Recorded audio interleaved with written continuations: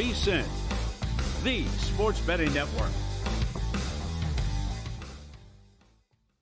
Follow the money. That's what I always say. You always follow the money. Yeah. This is Follow the Money with Mitch Moss and Paulie Howard on VSiN. Here we go. Welcome in. It is Follow the Money on VSiN, the sports betting network. Mitch Moss, Paulie Howard, live with you downtown Las Vegas. Circa Resort and Casino. Very busy 3-hour program lined up. Paul Charchian in 30 minutes. You're calling this the biggest regular season game in history. Why not? Sure. The loser goes to 14-3. They don't win their division, and they drop to the 5 seed. Yeah, great stuff. Steve Wiss, Best Bets in Soccer. Brad Powers, college football as well. And we have the Sugar Bowl starting, I think, in a couple of minutes. Now, if they were all fired up yesterday to, both teams, every side, and I get it, right? They want to play this early. The get-in price right now was like $12 before the game started. Because people were like, I did what? We planned to come down here and then we were going to leave on the 2nd. We can't make plans for this. And anyway, obviously with the tragedy yesterday, and we've gotten to this point now, I hope they're going to kick off here in a couple of minutes, and it's not like some 3:26 Central Time kickoff after some big festivities at the beginning. Let's go Irish. Let's get it done, right? Penn State, Notre Dame would be huge. Again, the teams have been horrific with the bye. It's been a big disadvantage, and this has been a hell of a Notre Dame team. Great rushing attack. Leonard's been awesome, and we'll see if what Stockton brings to the table here. It's a big unknown. While he was great in the second half against Texas, I think this is a big ask here going against a big Notre Dame defense here and a solid Irish team. Yep, totally agree. So on the screen right now, it appears as if it's going to close at Notre Dame 1, total 45.5 at most spots. I do see a 1.5 out there still, and that is at FanDuel and maybe a couple of other spots as well.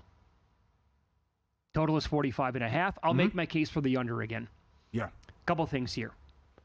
So the Fighting Irish ran for 193 yards against Indiana, 98 on one play. The other 34 attempts equaled 95 yards. That's 2.8 yards per carry. Georgia allows 3.8 yards per carry and 129 yards per game. That is top 10 EPA per rush in the country, 24th overall in success rate. Georgia is 82nd in yards per carry on offense and 96th in rushing yards per game at a little bit more than 125. Notre Dame, of course, they're kind of up against it with the injuries, but you can say the same thing about the quarterback situation with Georgia. Riley Mills is out for the season, lost him for the Indiana game, the D-line, some other injuries as well. Gunnar Stockton, 62 dropbacks in his career. 20 versus Texas. He was 12 of 20, 4.4 yards per attempt, and a horrible INT. And I'll tie in again what Texas did on the ground against this Georgia defense in the regular season. In that loss, when that was pretty much over with at halftime, they ran for 29 yards and 1.1 yards per carry. After that game, they ran for 104 against Vandy. Not great, but it got better. Then 210 against Florida, $139 against Arkansas, 251 against Kentucky, and 243 against A&M before they ran for 31 yards against Georgia again in the SEC title game. My point is here, and Indiana's rush defense was very, very good. Take away that 98-yard run, and Notre Dame didn't do much. Maybe there's a path here where neither team can really run the football. Then it comes down to Stockton making plays as a guy who doesn't have much experience at all, and then Riley Leonard against an overall pretty decent Georgia defense. And I like him as an overall mobile quarterback, but to win a game or be super prolific passing the ball, we haven't really seen that much. And so I think there's an angle here where this game is going to be, 17-13, Should be. Okay, on your angle, I played no score, first 5.5 minutes, $1.30, and I played first quarter under 10, minus 130. I like those. The other thing is, will the real Georgia stand up since the Clemson win? You gave up 41 points to Alabama. You beat Texas twice, but Texas outplayed you big time in the first half of the SEC title game, and Texas has been exposed here in the playoff. Clemson going up and down the field, Arizona State going up and down the field, and they should have lost to Arizona State. They were thoroughly outplayed and dominated by Ole Miss. They also, the game I can't get out of my mind, out of my head, is Georgia Tech. At home, average team, average ACC team, in a game they had to have, won 44-42. King threw for 300 yards and 2 touchdowns, and he ran for 100 yards. And if they don't miss the targeting call, they lose that game. And if they can make one play defensively, they lose that game. So also you scored 44, and Beck was great in the second half. The unknown is what this guy can do, and if he can do anything through the air as well. So also, though, I will say the winner has to love their spot, because Penn State has not been impressive so far, and I guarantee you're not going to get 4 turnovers in the next game in the Orange Bowl. So it's right there for Notre Dame. They're favored. I think they should win this game. I would pick them against Penn State, and Ohio State, Notre Dame would be the nuts, and I think that's where we could be headed. So I'm personally here. I have both these teams to win the national title. I bet Georgia plus 625 after they had a loss this year, and I bet Notre Dame a couple of weeks ago at 12-1. That ticket pays much more than the Georgia ticket, so I did add a little bit on Georgia today at when I got to plus 105 on the money line to win the game outright. I actually hope I lose that ticket, and my Notre Dame future then is alive and kicking, and I think like Notre Dame, depending, we'll see if anybody gets injured or not, but I think I would like Notre Dame against Penn State to advance, and I'm also going to probably add, I told you yesterday I was going to do this rollover parlay on Ohio State, so I bet the minus 135 on the money line yesterday. I have since rolled that ticket over at minus 210 on the money line against Texas, and I'm probably going to add them at plus 120 to win the national title, because they are peaking right now, and this offense, I don't know where it was all year long, and we were on the air live yesterday for that Rose Bowl performance. Is any team close to them right now? I would have to say no to that. So I'd like to maybe, if in a perfect world for me, I bet Ohio State at plus 120. They beat Texas. Notre Dame wins today. They beat Penn State, and then I'm sitting there live with, a ticket that I've rolled over twice. I would roll over again, and I would have Ohio State at plus 120 and Notre Dame at 12-1. I could live with that. What did you get no touchdown at? 80-1. Okay. Not bad. That would be, the Sugar Bowl a couple years ago with Georgia and Ohio State was incredible. And it was up and down the field, and 40-plus points were scored by both teams. I need the exact opposite here in this game. Yeah. Like scoreless at halftime, and I'll be pounding a beer on the air. Great. Yeah, I'm with you. Let's do it. I like Stockton rushing yards over, too. 23.5. That should happen. I think that makes sense, Paul. Yeah. Back to what you said, too. How does Ohio State do this? Jeremiah Smith, Harrison Jr., JSN, Garrett Wilson. It's ridiculous, the talent that they have. And then this guy is so good, and now it's like just waiting for his time to go pro and become an NFL star. Terry McLaurin. Don't forget about him. But I mean, it's just ridiculous how much talent they have in these wide receivers. Well, they can find them, and I know Ryan Day, Dan Wetzel told the story today about when Day got the information. He was meeting with the media, and he let a huge sigh of relief out once they got the commitment and they realized, because this guy is a game changer and can just wreck your defense and wreak havoc. And that thing was over in the first quarter yesterday. I love what you were saying to me before the show started. Like, what if Michigan just said, Jeremiah, you want $10, $15 million a year? Yeah, it's Wild West sure. now. You want to transfer over to us? Right. There's no commissioner. No. There are no rules in place, really. If you're Phil Knight or Michigan and you just paid a quarterback an unknown $12 million, what would you pay for one of the best wide receivers we've ever seen? And you can steal him from Ohio State. Right, and you saw that, and you had that feeling in your stomach watching him go up and down the field in the first half, and you had no answer for him whatsoever. Yeah. And the game was over with in the second quarter. Sure. So it's like, well, he wouldn't do that. But everyone's got a price, right? Right, Luke? Everyone's got a price. So it goes back to... There we go, DiBiase. Yeah, great job, guys. So it goes back to whatever you want to throw at me. Cam Ward had a price, $3.5 million. Right, okay, right. Miami worked out offensively. Defense didn't help them out. But it's like if you're going to throw these kids this kind of money, and then you mentioned the Ewers report on the air yesterday. $6 million. I mean, for him? if he's going to get $5-6 million, what could the best wide receiver get? Or you just see what the Michigan paid for the quarterback. Right. So this would be a hot take, and I'll throw it out there. I don't think Oregon's ever going to win a national title in my lifetime. That's part of my brain. Well, Phil Knight's trying, though. He hopes so. The other part of me is saying, well, Mitch, what if Phil Knight just says, I want to have a $75 million payroll? And that's probably the approach that he should take. He wants to win a title before he dies. Yes, he does. So just go out there this offseason, and here you go. Here he has an unlimited bankroll. And let's just pay the best players in the country to come here, one right after another, because I need to win that title before I die. Mm-hmm. So if they don't do that, I'm quite confident in saying that they're never going to win a title. But if they do that, and take that approach, they can. Well, you know this, too. I mean, we've dated beautiful women, and a lot of people like to flex and show off. That's a perfect scenario with Michigan. Hey, it's a billionaire doing a favor for, was a girlfriend, wife, whatever it was. Hey, and she's a hardcore Michigan fan. Right. Okay, honey, here you go. You don't want the Birkin bag? You don't want the car? How about a quarterback? Because it's like, what? He's got that money in his sofa. Who cares? It's nothing, right? It's like Ballmer. When he met with the Sterlings, I'll pay $2 million or $2 billion. What do you? Okay. Sterling's like, you got the money? Yeah, I'll send it right over. Like Sterling didn't know who the guy was. He's like, yeah, I'm worth $30 billion. I have it covered. No problem. Come on, pull up your phone. It's going to get wired over in 19 seconds. Come on. Who are you kidding here? $2 billion? Yeah, chump change. That was a great story. Got that. Sterling, you have that? You can send it over? Yeah, don't worry about it. When people are worth, when you're getting up there into the tens of billions beyond that, hundreds of billions, whatever it is, $15 million for a quarterback is $85 for us. Yeah. Whatever it is, Well, and everyone wants to be a part of a winner. Right. This is why I think. And by the way, college, to some people, college means everything. True. Like their alma mater means more than anything else. True. This is why I think it's over for Alabama. Saban gone, and NIL levels the playing field. Now everyone gets paid. 4 losses now. I would say that there's a pretty good chance, unless somebody like a Phil Knight or the SMU oil money. Yeah, that's right. Billionaires all over the place. Sure, that's right. They have $50 million payrolls every single year. Good point by you, because that's the perfect storm. They sucked for so long, death penalty. They went to the school, billionaires. We don't need TV money for 9 years. Right. No problem. That's a great example. Crazy. Up next, Week 18 numbers, NFL motivation, a big question for this week. And how do you approach teams resting their starters? There's an angle that's 74% over the last 12 years. Details next.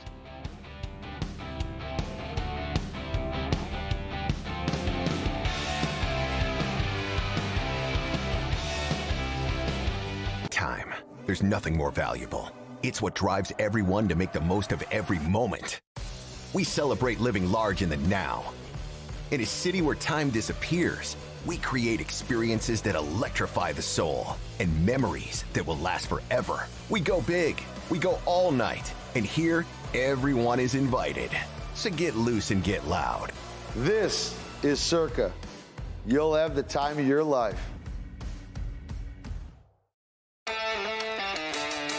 On the next episode of Prop Points, we'll get you ready with some valuable fantasy data, player props, and touchdown props for Saturday's NFL doubleheader and, of course, Sunday's action. We'll also be joined by Fantasy Points' Scott Barrett to preview some NFL DFS plays. And I'm John Hansen. Tune in to Friday's episode of Prop Points at 2 p.m. Eastern on VSiN, the sports betting network. So, Paulie, have you had a chance to read the VSiN Daily yet? Yeah, came in at 3 a.m. What's Bill doing up that late? Well, rumor has it, it starts off with a 12-hour meditation session. Then he just pours himself over film and live TV, really focusing and taking it all in. Bill's in with the biggest insiders, talking trade secrets, strategies, the whole nine, absorbing the info. And then and only then can the writing process begin.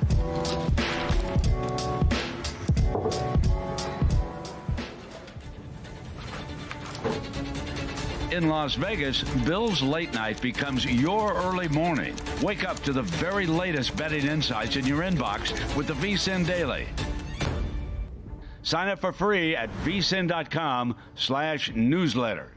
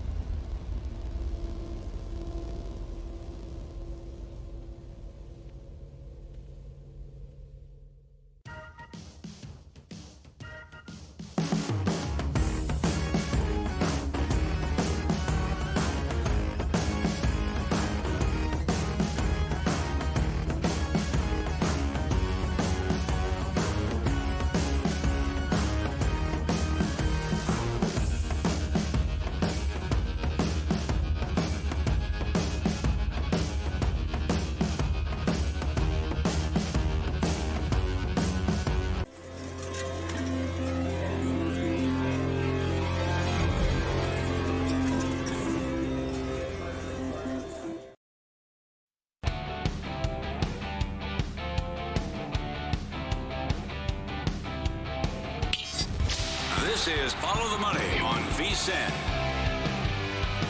The Sugar Bowl is underway. Georgia ball to begin. They went rush for 2-yard loss, rush for no gain, and then an incomplete pass, but they got bailed out because Notre Dame committed a 15-yard PI. And then the next play was a 5-yard loss on the ground, and now Gunnar Stockton broke one for about 6-7 yards, and they're looking at a third down here, early stages, first quarter, as you need that clock to keep ticking. And for them to take their time here as you have no score in the first 5 minutes. Yeah, the PI didn't help. It's too bad. I did not see the replay. Was it legit? Yeah, he was holding. Yep. Yep. I like the reaction, by the way, from the Arizona State call yesterday. Everybody in the world, but the people on the field, thinking that it was targeting. How about that? And people who cover the sport saying 100 out of 100 times that's targeting. Isn't that sickening? And then there's no explanation, right? And we're on the air. Fumble? Out of bounds. There's no explanation, and then they only show the replay once. Yep. Right? Kind of a big deal. I confirmed with the rules czar here at Circa and on VSiN, Mike Palm. He used to be an official, and he knows like every rule. So the ball was slightly tipped. Right. But it's not pass interference here. It's not this. It does not equate. It's not the same thing.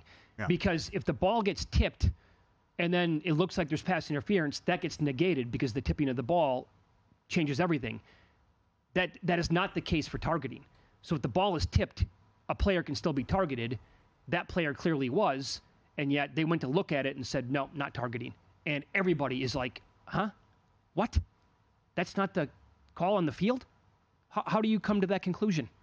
I know. So it's too bad. They had the game, and the 4th and 13, they missed the targeting, and it would have been just an iconic win in the history of college football and for that university. And the rallying cry would have been puke and rally after Scatterboo projectile vomiting on the side. Drank too much water. Okay. And then Dillingham, okay, puke and rally. Let's go and get it back together. How about him winning the MVP even though they lost? I like that. Yeah. I mean, if you rarely see it, but it's good that they did that. Sure. I mean, if you watch the full game, who was the best player on the field?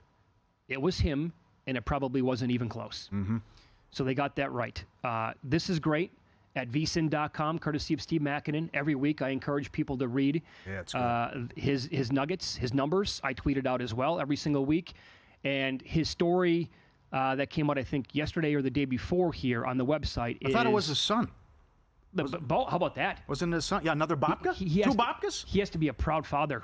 Yeah. AJ? Yeah. He's running numbers harder than his dad is. It's like Kenny White with Alex White That's right. now. Get in the lab. Sure. So it's he looked at handicapping advice for resting starters in games, Week 17 and Week 18. I'll give you a couple of numbers here. And I would encourage, again, you go find it and you go read it for yourself.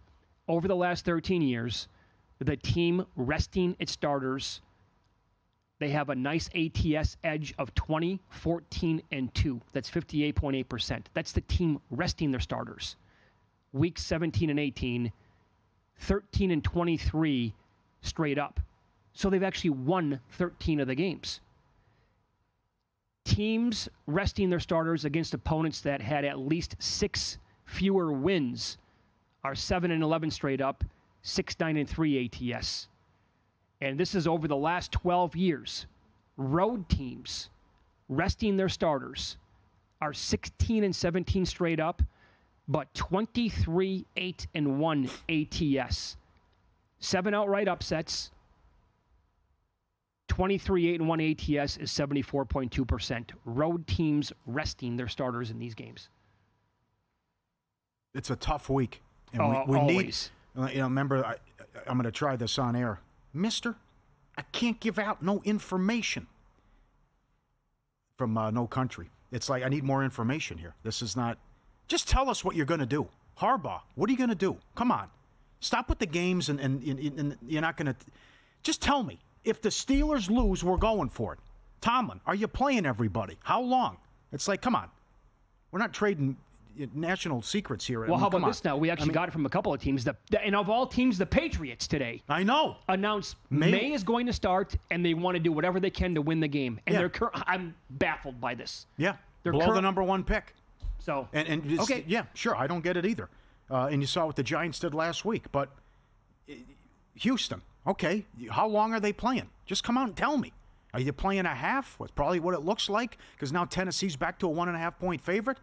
Did they just rough him? Jeez. But you just tell the truth about what you're going to do here. And hopefully that happens Friday or Saturday, that these coaches just come out and we get more information here. But right now, other than Dan Quinn saying we're going to fight like hell to keep the 6, we don't have a lot to go on. And the Rams sitting people as well, but that's the big one. But are you afraid of the Packers? Because here's the thing. If you're Green Bay and if you're Washington, you don't want the 7 seed. You want to be the 6 seed. Yes. Based on who your first-round opponent would be. You don't want to have to go to Philadelphia and play the Eagles. Right? Okay. So... Okay, let me jump in, because this is why this is also ties into Survivor. This is why the Atlanta game's so difficult and the Green Bay-Chicago game is so difficult, even though there's rivals there. When you're playing at the same time and you're scoreboard watching, and what if Tampa's up 21-0 in the second quarter? What if Washington's pounding Dallas in the early second quarter, right? Then what do you do? Mm-hmm. Then it's just like I might as well punt on the game. You want to win, whatever, Herm Edwards stuff. I mean, but also you're human. You're human as players. If you're Atlanta and you're going out there and you're taking on Carolina and word comes out or they show the scoreboard, whatever, people texting, looking at their phones, it's like, okay, well, 24-0 Tampa second quarter. All right, that'll do it. The same thing with Green Bay. Why are you going to fight and go through that when Washington has the 6 if they win and they're pounding the Cowboys and Trey Lance's? Well, and another one, by the way, Carolina has been fighting down the stretch for a good 6 weeks, playing good football. What if they have the lead? What if Carolina is up 13-3 second quarter, and they're getting reports that, Washington has this 21-0 lead? At that point, they're going to be like, okay, it was a fun season, boys, but that'll do it for us, I guess. Sean McVay, this has been all over like Rams media, right? He has said this over and over and over again. Like all the starters are sitting. Garoppolo's going to get the start, and everybody in the world is going to be making a case for Blake Corum to go nuts this weekend. So Seattle's up to 6.5, and Geno has those incentives to play for. Yep, I know, but still, it's how long does he play? And it's also Garoppolo, a veteran in there. So I'm with humans. I think this is out of control. Now, we'll see what McDonald says, but how long they go for it. But for a team that nothing to play for, to be laying 6.5 on the road, they just roughed him on back-to-back plays. Is that what happened? Oh, come on, Notre Dame. Get it together. What are you doing? Wait, so they roughed the punter. But that was of garden variety. They roughed him on back-to-back. The first one was garden variety, 5. The second one was running and running. But it was 4th and a mile. I've never seen that before. Back-to-back plays. Oh, my God. Get it together, man. Calm down. They're dominating this game defensively. So that kid that roughed him has 3 block kicks, tied for the second most in college football this year. Come on, then the punter's out here celebrating. Give me a break with the acting and everything. The Georgia punter's walking around like, come on, you buffoon. Let me throw some hypothetical numbers at you. Yeah, These are up at FanDuel. NFL playoff matchups. Packers at Eagles, Philly 347.5. Okay, you were out. I saw your tweets, tough guy. I saw your tweets. What do you think? Are the Packers good? Are you talking about me? Well, yeah, because tough guy? No. Oh. What? No, you're like questioning the resume, which is fair. No, I mean, right? Because look at their wins. Yeah, how many good wins do they have? I don't think Green Bay's that good. Came out awful. They were flat and getting blown out in both Minnesota games. Correct. Okay. Couldn't stop Philadelphia, right? Couldn't stop Another Detroit. One. Couldn't stop Detroit. Blown out at home by Detroit. That's right. Should have lost at home to Houston. Yeah. It's a bad resume. I like Philly. Is. I like Philly. I'm picking up what you're putting down, tough guy. Commanders at the Buccaneers. Tampa 2.5, 49.5. Ooh, rematch of the Week 1 game. Yeah. Completely different Washington team. I would take the Commanders. At 49.5. I love, that too. Oh, good point. Ooh, that's a high-scoring game. Yes. Yep. Vikings 2.5 at the Rams. Come on, too short. Come on. The Rams, you're not scared of the Rams. I am. No, that was not impressive last week. I am. Still? Defense playing really good down the stretch. The Vikings will beat the Rams. Lions are 3 at the Rams. That's a lot of respect. Okay. Ton of respect. Take VSiN with you wherever you go. Watch the VSiN Watch app. Never been easier to stay connected to the action, whether you're on your phone, tablet, or smart TV. And here's the best part, free for a limited time, 24/7 live access to the audio and video streams, replays of your favorite shows. Never miss a beat. Ability to stream directly to your smart TV for the big screen experience. Quick access to clips by sports. Everything tailored to your interest. Don't miss out. Get the VSiN Watch app. Stay in the game wherever you are. VSiN, baby. Yeah, we'll expand on those hypothetical playoff matchups. Available again at FanDuel in the AFC coming up in a little bit. Paul Charchian on the program coming up next. Fantasy Football Hall of Famer, KFan Radio in Minneapolis. What are his best bets for one of the biggest regular season games in history on Sunday night? We'll ask him coming up next.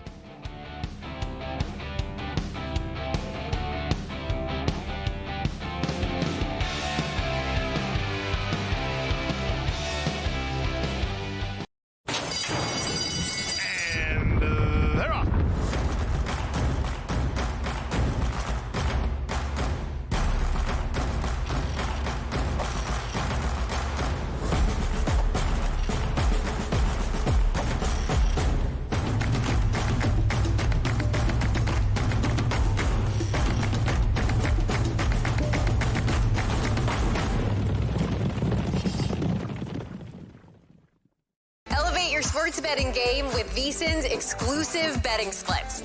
Stay ahead with real-time market trends and track bet percentages on any matchup. Then uncover the edge by comparing them to the amount of bets placed to find out where the sharp money is headed. Upgrade to VSiN Pro to access betting splits, live odds, line moves, power ratings, and in-depth game analysis. Go to vsin.com/pro to join VSiN, the sports betting network.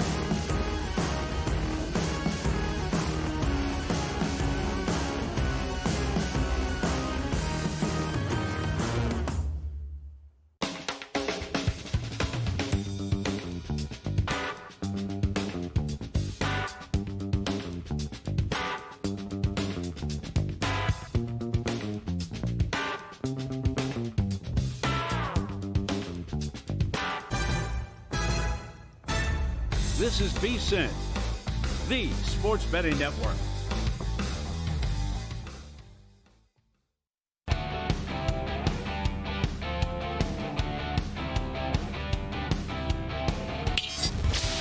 is Follow the Money on VSiN. Welcome back. Good to have you on board. We are live till 7 o'clock Eastern tonight, 4 o'clock on the West Coast, downtown Las Vegas. Circa Resort and Casino is the spot. And on Thursdays throughout the year, we talk to Fantasy Football Hall of Famer Paul Charchian. He's also with KFan Radio in Minneapolis. He joins us, as always, now on the Progressive Guest Line. Good to see you again, Charch. Happy New Year. How are you? I tried to take a week off, and it didn't work. I can't quit you guys. That's the problem. I can't quit you. Hey, it's all right. The game's too big. I had to bring you back. It is. This is the biggest regular season game in the history of the Minnesota Vikings. It's the stakes have never been higher for any game than that. Paulie's calling it the biggest regular season game in the history of the sport. Wow. See, I was wondering about that, but I didn't want to just take such a Viking-centric game. When you look at what's on the line, the differential between winning and losing, and all of the records that this game has set. And I'm sure you've already talked about this during the week, but first ever regular season game between two teams that have won 13 games. Well, they won 14 actually, but no two teams that ever met before that had won 13. The last time 14-win teams have met, it's always been the conference championship. Yeah. This is a regular season game. Yeah. It's only the fourth time in NFL history that both teams are 10 games over 500. The winner in all four of those, by the way, went on to win the championship. That would be the Seattle Seahawks in 2005, Washington in 1983, and then 1926. The Frankfurt Yellow Jackets were the winner of between two teams that were 10 games over 500, and they went on to win the NFL championship as well. I did not know the Frankfurt Yellow Jackets were a thing until this week. That's incredible knowledge right there. So Paulie and I know someone who has $20,000 on the Lions to win their division. He had to come back a couple of weeks ago and grab the Vikings at 7-1. I mean, can you imagine this? And I don't even know what the Vikings were before the season to win their division, right? Because the Lions and the Packers and the Bears, by the way, their win total was 9, and the Lions and the Packers had super high numbers. So imagine having either one of these teams, they win 14 games in the regular season, and you can't win a division bet on them. You can't cash it. Unbelievable. It's historic. Of course it is, yeah. Yeah, Some books have the Lions 2.5, others 3. As always, shop around. At the biggest offshore book in the world, the total the other night got to 58.5, which is nuts. But the total's back around 56 or 56.5. I don't know. You tell us where the stop's coming from.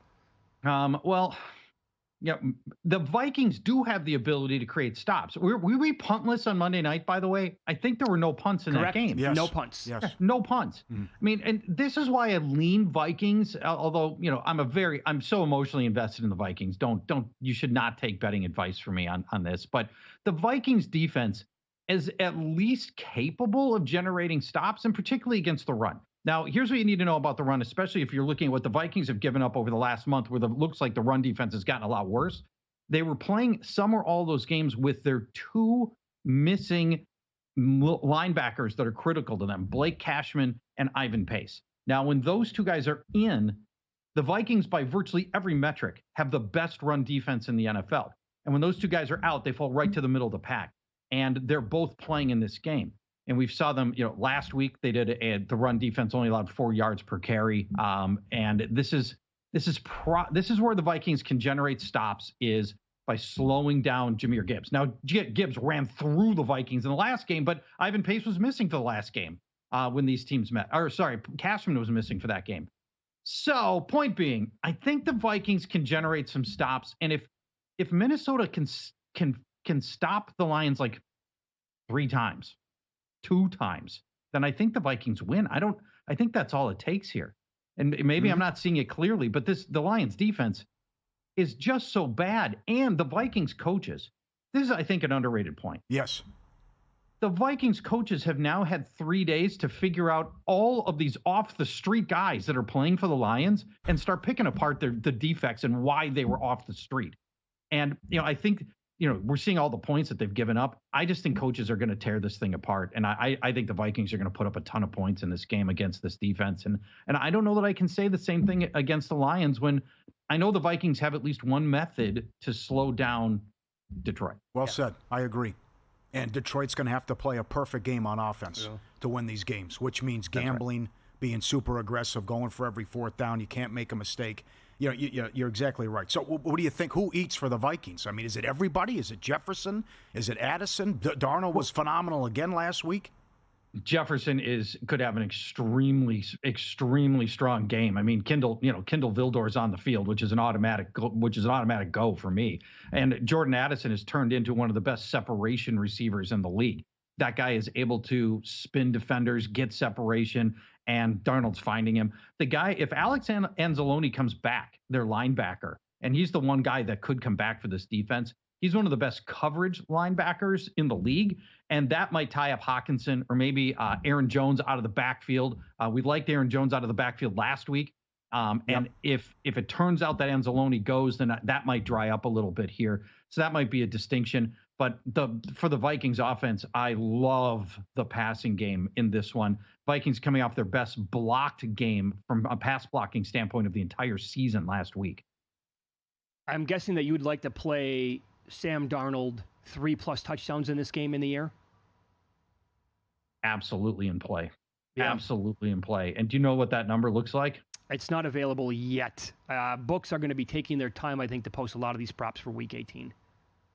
Yeah, which I can understand, right? There's so many shifting sands in Week 18. Which teams have motivation, which ones don't, which are resting starters. I can understand that because it's hard. But the thing on this game is the motivation level is insane, off the charts high for both teams. Yeah. I mean, there's very few variables here on the Sunday night game between Minnesota and Detroit. So I don't know why lines aren't getting posted earlier. Well, to your point earlier, we don't have to do a lot on this. I think it's absolutely ridiculous. They have to tinker with this system. I mean, if you lose, you're the 5. You have to go on the road, and then they might play in the second week of the playoffs as well, which is absolute lunacy. So as a Hall of Famer, what do you think and what do you make of what happened last week and that the NFL is going to play on every Christmas now about do we have to move up the championship games of fantasy because of the calendar? Well, almost all fantasy leagues now have migrated from Week 18 to Week 17, and that's the right stopping point. So I think mostly they got this thing figured out. This was a bigger issue years ago when leagues were still playing the last week of the season. But I think most leagues have already figured that stuff out, Paulie, and we're looking at like 1% of leagues that are still playing. To 16. To 16. Yeah, just move to 16. 16. You're saying 16? No, well, 16. but 17 people still. Who did we lose last week? We lost Hurts. The Tua thing was ridiculous. You have to put your stuff in early, and we had Wednesday games. Games are spread out over 6 days. They're played on 5 different days charts. Yeah, that's that is a fair point. And the data that you have for the Wednesday game is a lot of times super sketchy. But I don't see that changing soon. You don't? To be honest. Nope, okay. I don't. Yeah, I got to tell you. I mean, I said this the other day on the air when Paulie asked me the question. And it's not going to be as bad next year because I think Christmas is going to be on a Thursday. So then, but when they play Christmas games on a Tuesday or a Wednesday, right, in future years, I'm going to have to tell the commissioners, look, we're going to have to bump these up to Week 16. I'm just going to have to. We might. Yeah. Look, if you want to crown the right team, that's the way to do it for sure. You want to be 100% confident. You'd have to end it in 16, and take out those variables that come with weird Tuesday, Wednesday games. Yeah. But if you feel like overwhelmingly, there's a couple of teams that are going to be affected, but not every NFL team, and we'd rather have the extra week of play, I think that's a defensible position as well. It's not in Week 18. Yep. I'm seeing right now, actually, some books have posted numbers for this game already. So Sam Darnold's passing yards prop is 278.5, the lowest number that I can see. Mm-hmm. And the passing touchdowns prop, I'm only looking at one book. I'll keep digging. 1.5, but the over is minus 205. Well, yeah. I mean, I think if they played this thing 10 times, you'd hit the over on 8 of them. So I don't like that number, but still, I'd take a 50% return on my money and take the over on the 1.5. In part because the Lions' run defense, with all the problems they've had, their run defense has still been pretty good. They shut down Isaac Guerrero and DeAndre Swift the past 2 weeks. Although in the games before that, Buffalo's runners totaled 285 yards. And then the game before that, Josh Jacobs scored 3 times. But, so they're going to have some lapses. But the run defense has still been reasonably good. So I just think the Vikings points are going to come through the air where they're going to throw at will. Brock Purdy, as broken down and as that offense was, he was unstoppable through the air, for Pete's sake. And this offense is going so much better. Guys were wide open the whole game. Wide open. Wide open. Wide open. Yep. Well, I mean, at least you've never set yourself up to feel, heartbreak before as a Minnesota sports fan. Never. So No. What could possibly go wrong on Sunday night? No. Knowing us, our stadium could collapse. We could, there's, we could have some kind of like weird blimp that flies into the headquarters for the Vikings and explodes, and like 9 players down. But we'll probably save all that for the NFC Championship game. Yeah, I would think. Yeah, that makes more sense. That's where we really love to do the joke job, is right there. 6 straight losses in NFC Championship games. All right, buddy. Good luck this weekend. Thank you for the time. We appreciate that. Thank you. We deserve a win over here in Minnesota. I mean, the Lions fans do too. They deserve the win as well. But, man, we'd like to win. Yeah. Thank you, buddy. Win-lose coming up next.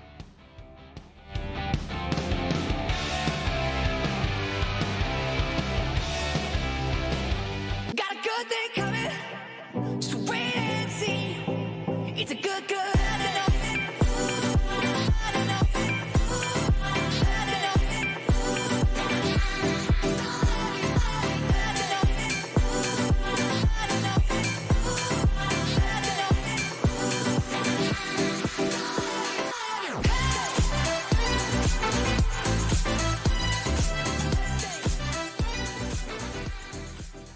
You spoke, we listened. Introducing the all-new VSiN Watch app. Now, you can watch and listen to VSiN expert analysis live wherever you are. Missed a show? No problem. Catch replays of VSiN's full lineup at any time. View highlights sorted by sport. Or use the search feature to find specific teams and topics you're looking for. And the best part? It's free for a limited time. Download the VSiN Watch app today. Available now on the App Store and Google Play. And join us on the Sports Betting Network.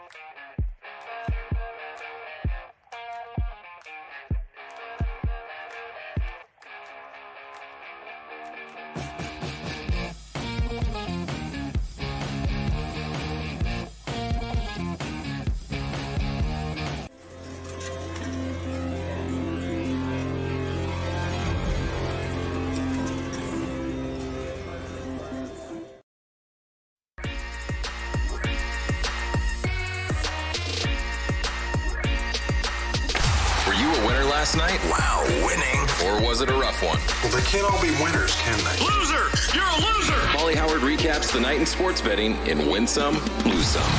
Fun day yesterday on the air with the finish with Arizona State, Texas, overtime, 18-1. First touchdown of the game, Moore, 17-1. First touchdown of the Rose Bowl, Smith plus 650. Ohio State, Oregon over, 52.5 up to 55.5. No problem. Illinois, Chicago plus 225. I love the Drake. What happened? Drake, their first loss on the season. Tough one. And the Wizards plus 220. Punked the Bulls. Lower league soccer, everyone was in action yesterday. Oxford United plus 440. Burnley, draw against Stoke plus 320. Leeds against Blackburn, I believe, draw plus 450. The league under the Premier League, English Championship. Picks coming up with the meat man who's been on fire in a second. Subscribe, be part of the team, VSiN.com, our radio and podcast friend. You always want to see these tweets and videos. At Paulie Does Vegas on Instagram, send them in. Can't wait to put you on TV. Tell your friends. Look at this. Bentley loves the snow, and the owner made a little track for him after a big snowstorm, and a little racetrack for Bentley. And he just goes all around and around and around as he's got his racetrack and all the snow drifts, and no problem. He's a smart boy. He can figure it out. Tremendous. Doesn't it make you miss snow? Yes, that's great. Yeah. I love the snow. I hate the cold. All right, fair enough. Sounds good. And Bentley's loving life. That's a great video. Lose some. Raptors Nets under. 223 down to 218. 130 to 113. Figured the Raptors would respond after getting humiliated. Wizards Bulls over. 236.5 up to 242. 125 to 107. Also, according to reports, they're starting casting for Scream 7. Is that where we're at? I mean, come on. I will say that I picked up the franchise with like the latest movies that they made. Jenna Ortega's in it. Okay. A couple of other like big name, like trendy actors and actresses. Not bad. I didn't hate him. But also my expectations were down here, like in the muck. Sure. Could not have been any lower. Yeah. So that's probably one reason why I thought they were actually okay. That said, do we need 7 of them? Outrageous. How many Friday the 13th did they make? I remember I went to the theater and saw Jason Takes Manhattan. Then they made like a bunch after that, too. Oh, my God. I don't even know if I've seen more than 1 or 2 of them. Really? Yeah. Oh, they always would come on you. They freaked me out. Yeah, as a kid. Jason Voorhees? Yeah. Ooh, scary fella. Was Jason Takes Manhattan any good? There's no way it was good. No. Okay. No. But then again, I'm like, I don't know. I'm like 12 years old Sure. or something, right? It's a big deal. Look at Lose Some here. Look at the French Bulldog. Do you believe this? He's in the trash. He's got his butt hanging out. He's face first in the trash. Look, you're coming in. And the other, like, what are you doing? Yeah, I was trying to get something, right? Okay, let me get out. You caught me, right? And then I think it's his dad. I think it's his dad here when he watched. Look at the dad. What are you doing, buddy? What happened? All right, come in. Look at this guy. He's jumping on the trash. His ass is hanging out. It's dangling. Face first in a trash thing and a Eclair. Oh. Probably a jelly donut. Pulling a Costanza here. Pushing other puppies out of the way when there's a fire. Yes. Yeah. I've never seen that. Like the boxer stuck in the cabinet Look, the other still day. shot. Oh, that's a good job, guys. Look at him. What is he doing? Come on, buddy. Smart guy, though. He knows. Oh, yeah. He knows what's in there. There's The something buried good down in treasure. there. Good for you, buddy. Get after it, young fella. One bad beat. Fourth quarter, while we were live on the air, Arizona State 11-1 in play to win the game. Yeah, it was a tough one. Yep. VSiN has the ultimate gift for you. For the sports better in your life. Final week to take advantage of the holiday special. Get VSiN Pro access. Everything we offer through May 1st. Just $79. Sign up now. Instant access. Every best bet, every host, every guest. The betting splits from DraftKings and Circa. 24/7 video access. And the guides. VSiN.com/subscribe. Get it now. Tell your friends it's loaded. Everything you want. So much information up there every day. Every sport. Soccer, NBA, college hoops. VSiN.com. All right, so here's the latest now. At the Sugar Bowl, Notre Dame just picked up their first down of the game. We're at the end of the first quarter. They're about to begin the second quarter right now in New Orleans. And the Fighting Irish are looking at a 3rd down and 11 at their own 26-yard line. And it just flipped before the previous play. They were actually minus 1.5 in the game. Then it went to Georgia as now currently at DraftKings. Georgia's minus 1.5. Total is down to 32.5 as Riley Leonard's back to pass. And not even close to a first down. So here, I'm watching After we were off the air yesterday, I'm watching the Rose Bowl with Mike Palm and a couple of other guys here from Circa and the D, and one of the gentlemen down there made a great point when you were watching Oregon on offense. They're down by 34 points. Everything was a struggle on offense. How often does that happen? Every single time Gabriel had to run for his life and he could not find open receivers. It's like Ohio State was playing with 14 guys on defense. They couldn't run the ball. They kept trying to run the ball. I was losing my damn mind. And then even when they're that far behind, Ohio State's pressure on defense was so good they could do nothing. That's my early take here from Notre Dame's offense. Everything has been a struggle so far. Well, they've had 2 possessions, but... Well, no, I'm saying they have... Let me say this. This has all the makings. Because Georgia knows with a backup quarterback, it's just ground and pound and run. This has all the makings. Or else you could see an 8-minute drive come up with nothing. Yeah. Or a field goal. Well, we had that because Georgia was driving. It was 3rd down and 1. Etienne, I think, ripped off 6 yards, fumbled the ball, gave it back to Notre Dame. Yeah, this could be a special game. So, again, 1 full quarter in the books, scoreless. Georgia has 58 yards. Notre Dame has 17. Georgia has 5 first downs. Notre Dame has 1. Yeah, they got to hold up front. That'd be the big concern because it looks like Riley Leonard doesn't have a lot of time to throw. No. So, and if they can't get the run going, which I think let's give it time. But it's Georgia in play right now. So you've cashed 2 bets already. Yeah. You had no score first 5. I love that bet. Great job out of you. And also the first quarter actually was bet down to 9.5 at almost every book that I can see. Yeah. And I went 10 significant juice. Yep. Okay. And then did you see scoreless quarter at all anywhere? I didn't see it at Circa. I'm sure it was available. I know. All right. So that 30, I didn't look at, though. 31.5 can be a key number. Right? 17-14 still stays under. Is that too high of a total right now? No.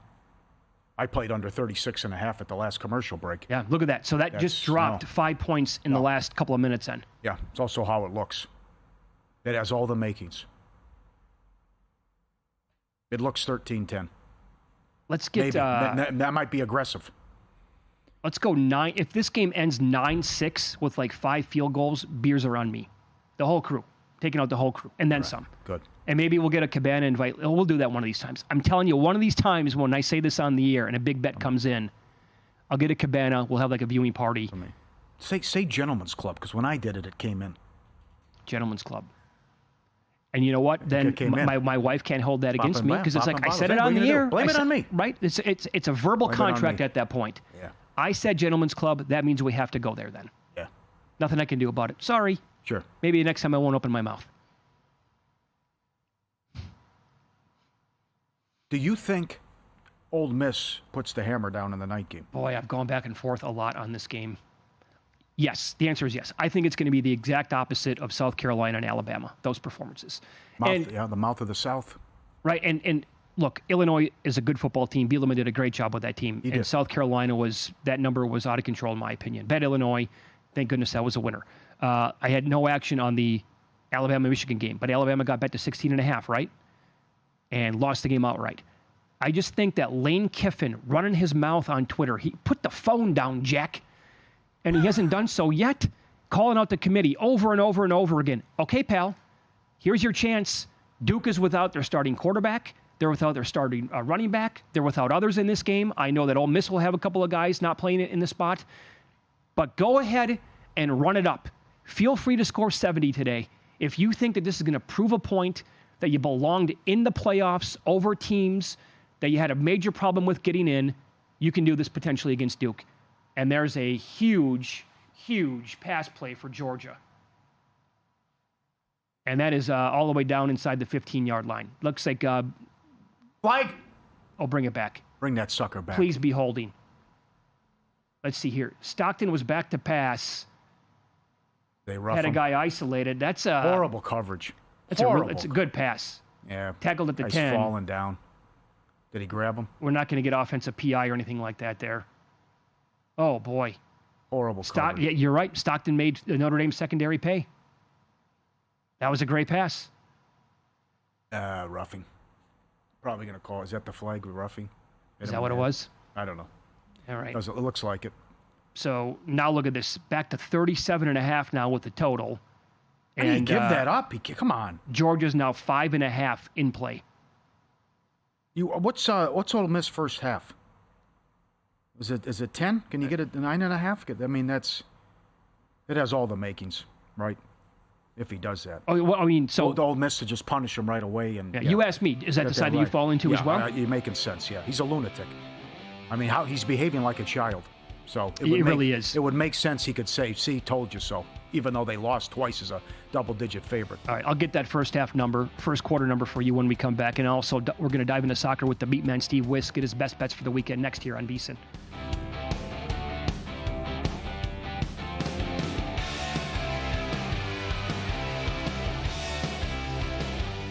And we're out. Okay, give me 1 sec. I need to load funds into my gaming apps.